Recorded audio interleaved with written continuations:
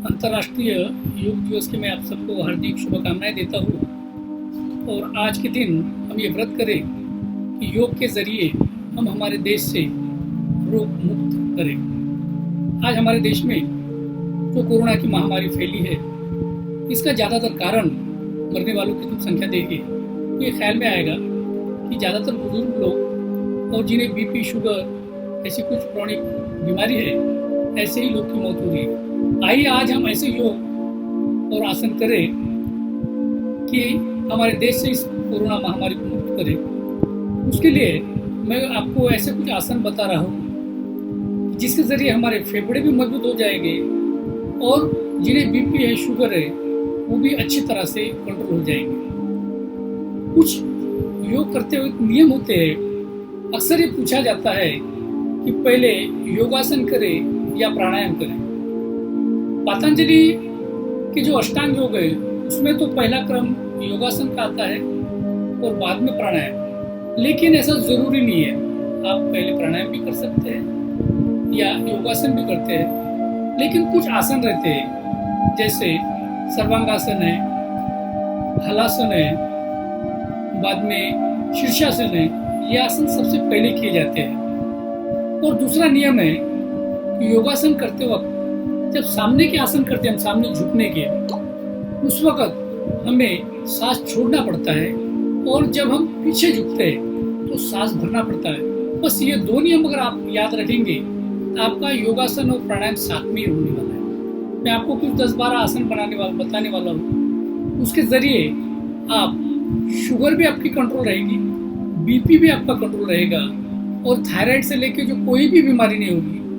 और अगर सचमुच हम स्वस्थ रहेंगे और ज़्यादा से ज़्यादा ऑक्सीजन हमारे शरीर में जाएगा तो हमारे फेफड़े ज़रूर मजबूत रहेंगे। आइए वक्त ज़ाया ना करते हुए मैं सबसे पहले आपको जो आसन बता रहा हूँ वो है मंडूकासन। मंडूकासन करते वक्त हमें वज्रासन में बैठना पड़ता है। वज्रासन में इस तरह हम बैठे, सबको वज्रासन की प्रैक्टिस ऐसी हो नहीं सकती कि दोनों भी अपने घुटने से मिलना बहुत ज़रूरी है। अगर दोनों घुटने हम मिलेंगे नहीं तो अच्छी तरह से ये मंडूकासन नहीं। वैसे तो मंडूकासन के 4 प्रकार है, लेकिन वक्त के हिसाब से मैं आपको सिर्फ 2 ही मंडूकासन बताऊंगा कि हम इस तरह पोजीशन में अगर बैठे वज्रासन में, और ये जो हमारे हाथों की मुट्ठियाँ है, ऐसे ये हमारे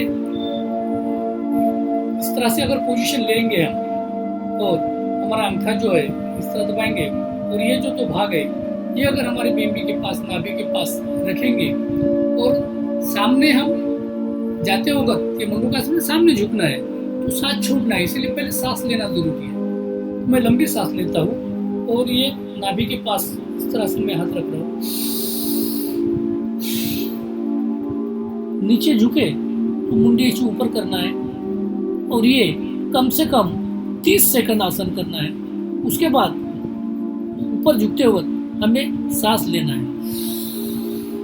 उसके बाद दूसरा प्रकार है मंडूकासन का, क्योंकि जिसके पेट बड़ा रहता है तकलीफ जाती है इस तरह से, इसलिए ऐसे दोनों हाथ अगर रखेंगे हम नाभि के पास और सांस भर के नीचे झुकेंगे तो ये दूसरा प्रकार का मंडूकासन है।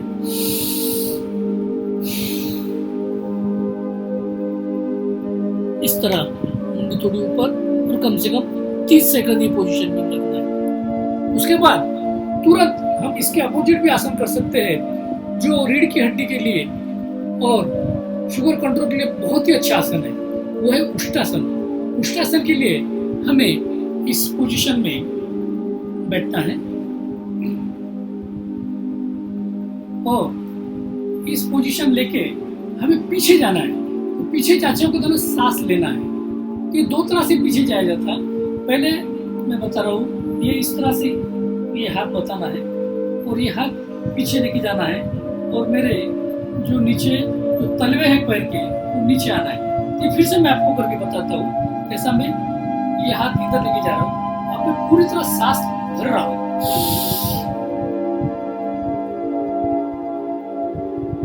इस तरह 30 सेकंड हम करेंगे तो ये उष्टासन इसे कहा जाता है। किसी किसी को पूरी तरह उष्टासन नहीं कर सकते तो अर्ध उष्टासन भी कर सकते, यानी आधा ही पीछे जा सकते हैं। इसे अर्ध उष्टासन कहते हैं।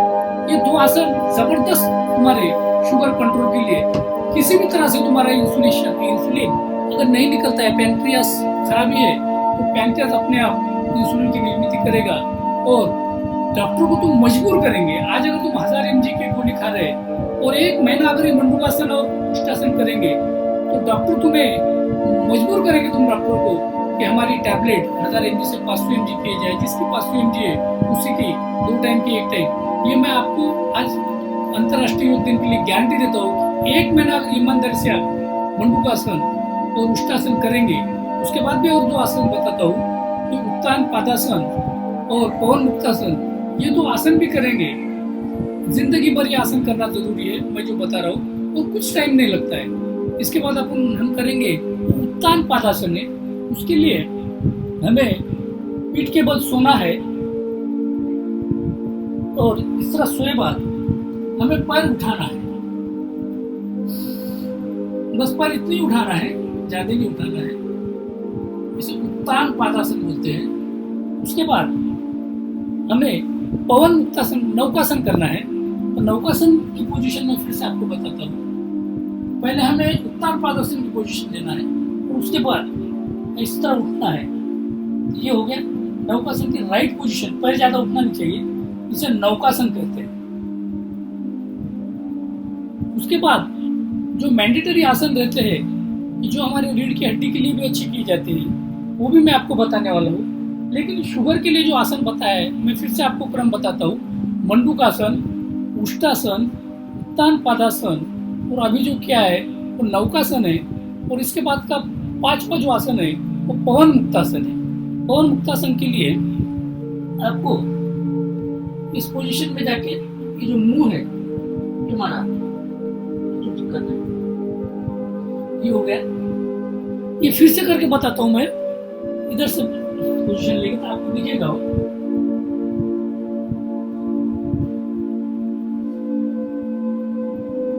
ये 3 से 30 सेकंड करना है। ये पवन मुक्तासन है। उसके बाद 3 छोटे छोटे जो आसन है वो भी बहुत जरूरी है, जिसे वक्रासन कहते हैं। पहला ये पोजीशन इस तरह, पैर की पोजीशन लिए और जो घुटना ऊपर है उसके अपोजिट साइड का हाथ यहाँ लगाए और इधर बाद में लेफ्ट का घुटना ये बात, ये राइट का हाथ, ये वक्रासन है। उसके बाद अर्ध मच्छिंद्रासन है। उसके लिए ये भी जैसा ये घुटना है,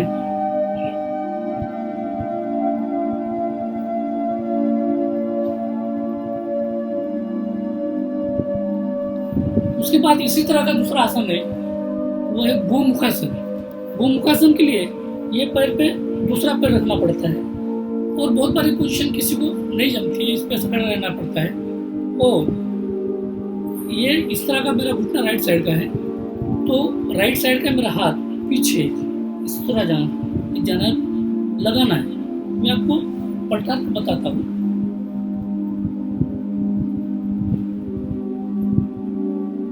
इस तरह हमारा हाथ रखना बहुत जरूरी है। ऐसा 30 सेकंड करें। इसे गोमुखासन करते तो दोनों साइड से करना है। मैंने आपको एक ही साइड से बताया है।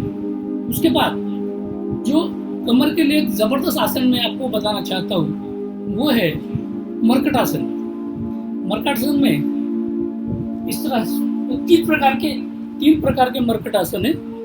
मैं आधे 1-1 सेकंड में आपको बता रहा हूँ।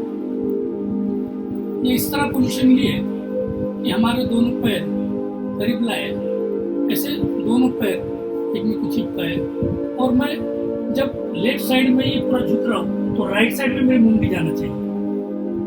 उसके बाद मैं राइट साइड में ये पैर लेके जा रहा हूँ तो लेफ्ट साइड में मेरी मुंडी इस तरह होना चाहिए।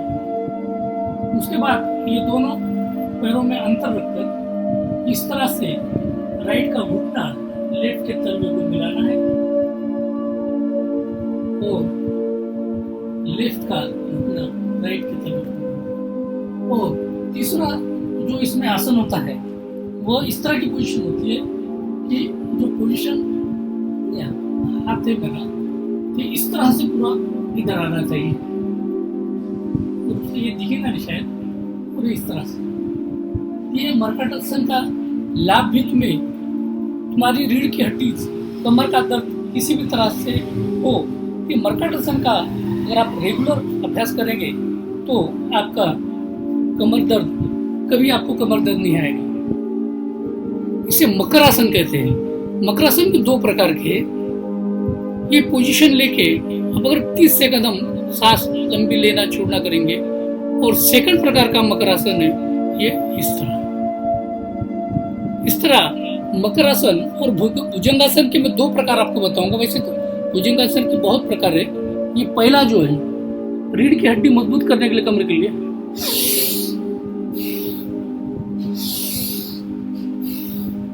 दूसरा प्रकार का अर्ध भुजंगासन है।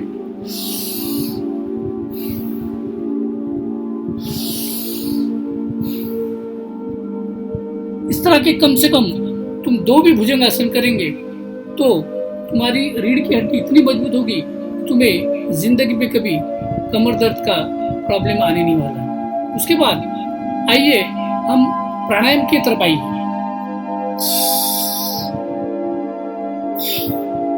यानी पूरक, कुंभक और रेचक, ये प्राणायाम की शुरुआत है और इसे ही हम भस्त्रिका कहते हैं। भस्त्रिका में जो जवान लोग हैं वो जो धाटक रहता है ऐसा सांस लेने का, हालांकि बुजुर्ग लोग ये कोशिश न करें।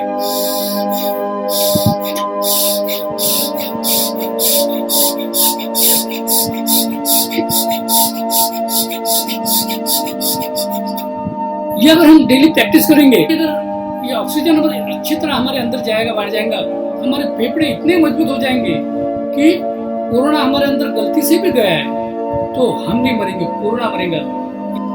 ये प्राणायाम की शुरुआत जो प्राणायाम से की जाती है, प्राणायाम नंबर 1 कहा जाता है।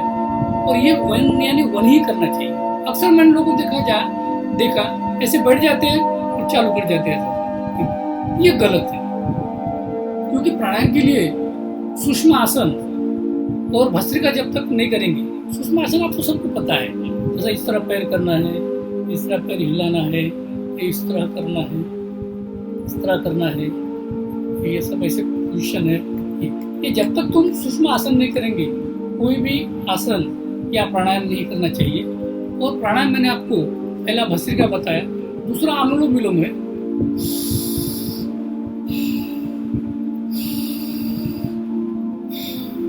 अनुलोम विलोम में और 2 प्रकार है, एक चंद्रभेदी प्राणायाम और सूर्यभेदी प्राणायाम है।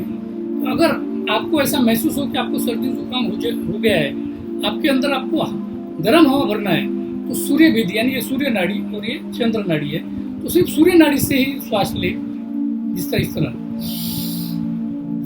मैंने छोड़ा इससे, लेकिन सिर्फ इससे अगर सांस लूं, ये राइट साइड से सूर्यभेदी प्राणायाम बोलती हूँ, और सिर्फ मैं लेफ्ट से बोलूँ ये चंद्रभेदी प्राणायाम। अगर तो गर्मी ज्यादा महसूस होगी तो सिर्फ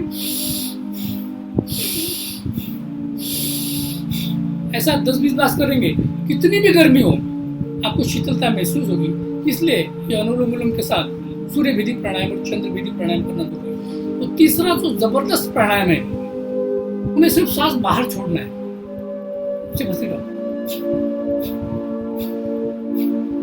प्राणायाम बताया गया है कि ये कपालभाति प्राणायाम है।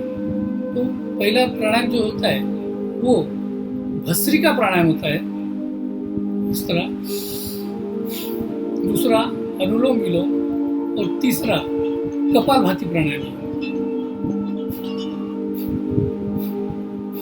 और चौथा जिसे थायराइड है या गले का प्रॉब्लम, उज्जयी प्राणायाम है।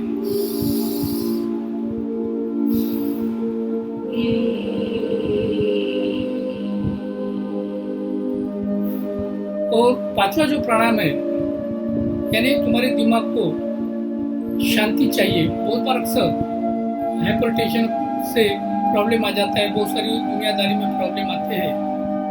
तो जो 2 आसन अभी जो मैं बता रहा हूँ वो भ्रामरी,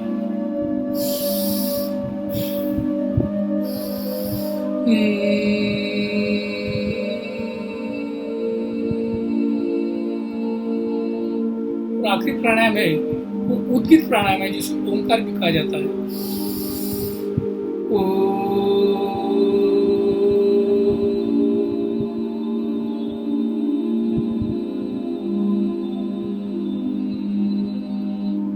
और इसके बाद एक ध्यान का प्राणायाम है, आखिरी वो प्रणव प्राणायाम बोलते हैं। इस तरह पोजीशन लेके सिर्फ हमारे सांसों की तरफ ध्यान रखना है, इसे प्रणव प्राणायाम करते हैं। इस तरह के ये 8 प्राणायाम है। एक प्राणायाम अभी मैंने नहीं बताया और अभी बताऊंगा भी नहीं, वो बाह्य प्राणायाम बोलते हैं। सबसे पहले जिक्र किया था कि सांस लेना पूरक, सांस रोक के रखना कुंभक और सांस बाहर छोड़ना रेचक। तो उस जो प्राणायाम की प्रैक्टिस 2-2 मिनट हम सांस रोक के रख सकते हैं। शुरुआत हम 3 सेकंड से करेंगे। इस तरह आधे घंटे का हम अगर समय करेंगे और ज़्यादा टाइम किसको मिलता है तो सूर्य नमस्कार भी आप कर सकते हैं। मैं आपको सिर्फ सूर्य नमस्कार की एक ही पोजीशन बता रहा हूँ, यानी बाद में अगर टाइम रहा तो आप सूर्य नमस्कार भी कर सकते हैं। सूर्य नमस्कार के 12 आसन है। 12 आसन में तुम्हें पाद हस्तासन, पीछे जाएंगे तो ऊर्ध्व पाद हस्तासन, पर्वतासन और भुजंगासन, ये खास आइटम उसमें आने वाले हैं। तो उसके लिए हमें पहले ये हम प्रणाम आसन है, प्रणाम करते हैं। तो प्रणाम आसन करने के बाद हमें पीछे की पोजीशन में जाना पड़ेगा, भी कर सकते, प्रणाम आसन में भी कर सकते हैं। और जब पीछे जाते हैं तो मैंने पहले कहा है सांस भरना है अंदर, उसे ऊर्ध्व पादासन करते हैं। इस तरह आसन कहते हैं। फिर ये लेफ्ट से सांस लेना है, फिर सांस छोड़ना है, पर्वतासन, भुजंगासन, फिर से पर्वतासन, फिर राइट का आसन, फिर से पाद हस्तासन, ऊर्ध्व प्राणायाम और प्रणव। इस तरह की हम कम से कम 5 मिनट में 10 से 12, क्योंकि पहले प्रैक्टिस जो रहती है जल्दी जल्दी करें तो 1 मिनट में 20-20, 25-25, 30-30, 50-50 तक लोग ये सूर्य नमस्कार करते हैं। लेकिन हम इस तरह आराम से पोजीशन लेके अगर 5 मिनट के रोज प्राणायाम करेंगे तो ये पूरे प्राणायाम हो जाते हैं। हमारी बॉडी में लचीलापन आ जाएगा और कभी बुढ़ापा हमारे करीब नहीं आएगा। ये सबसे बड़ी बात बता रहा हूँ मैं, क्योंकि कोई इंसान बूढ़ा होना नहीं चाहता। इसीलिए अगर रोज प्राणायाम करेंगे तो आपकी बॉडी ही आपका रिजल्ट बताएगी। रोज अगर सूर्य नमस्कार करेंगे तो जिंदगी भर 100 साल तक आप बूढ़े नहीं होंगे, याद रखना। इसी के साथ मैं आपको अंतर्राष्ट्रीय योग दिवस की फिर से शुभकामना देता हूँ। आइए ये दुनिया में जो कोरोना की महामारी फैली है, इसे हम योग के जरिए किस तरह खत्म की, इसका आज हम व्रत करें। धन्यवाद।